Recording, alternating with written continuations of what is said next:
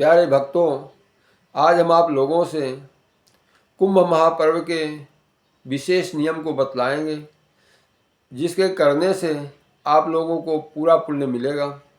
कुंभ महापर्व में जाकर के संयम नियम पूर्वक रहना चाहिए, पवित्रता के साथ रहना चाहिए, क्योंकि पवित्रता ही भगवान को प्रसन्न करने वाली है।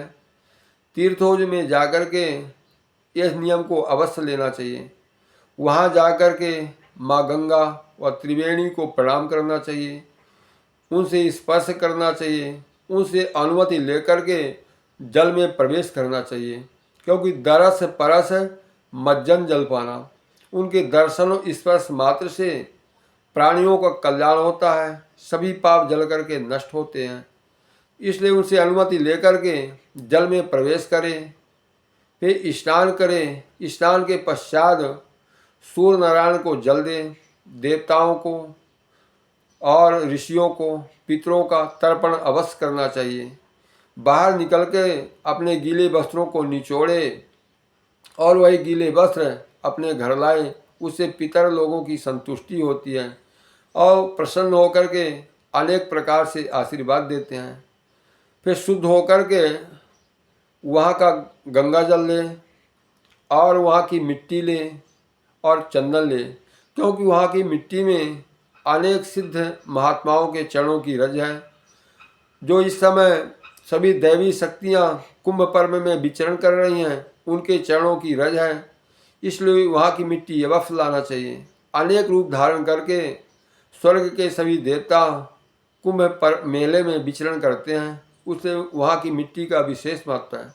इसलिए वहाँ का चंदन, वहाँ की मिट्टी और गंगा जल ला करके अपने घर में, पूजा घर में रखें और गंगा जल से अपने घर को पवित्र करें और वहाँ की मिट्टी और चंदन अपने माथे पे लगाए और परिवार के सभी सदस्यों को लगाए। इससे सभी का कल्याण होता है।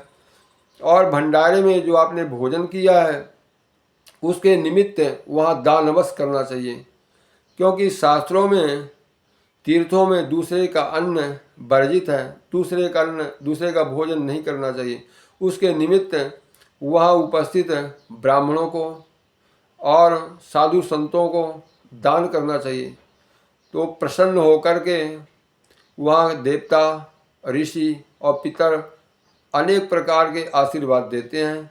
उनका आशीर्वाद लेकर के, उनसे प्रार्थना करके अपने घर आना चाहिए और घर में आकर के उनकी पूजा करना चाहिए। इससे आपके घर में जो नकारात्मक ऊर्जा है वह दूर हट जाएगी और देवता, दैवी शक्तियाँ आपके घर में प्रवेश करेंगी। तो आपके घर का, आपके घर के सभी सदस्यों का वातावरण जो है शुद्ध होगा, तन और मन दोनों निर्मल होगा। इससे सभी व्याधियाँ जो हट जाएंगी, रोग बाधा हट जाएगी और आपके परिवार का कल्याण होगा। इसलिए तीर्थों में जाकर के पवित्रता का विशेष नियम लेना चाहिए और शक्ति के अनुसार दान अवश्य करना चाहिए, क्योंकि दान की महिमा तीर्थों में विशेष बतलाई गई है। घर की अपेक्षा हजारों गुना पुण्य तीर्थों में करने से होता है। इसलिए सभी का आशीर्वाद लेकर के अपने घर आना चाहिए। यदि आप ऐसा करेंगे नियम पूर्वक, तो भगवान की कृपा से आपकी सभी मनोकामना पूर्ण होगी और आप सभी का कल्याण होगा। ओम नमः शिवाय। ओम नमः शिवाय।